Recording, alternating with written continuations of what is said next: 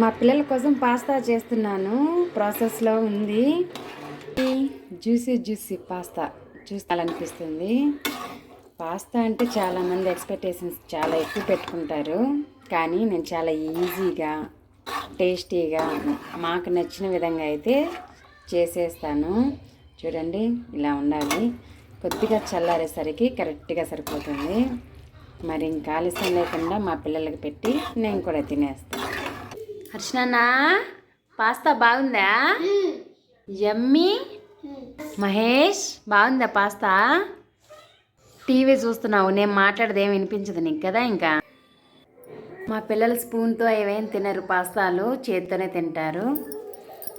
నేను కూడా చేతితో తింటేనే తిన్నట్టు ఫీలింగ్ వస్తుంది.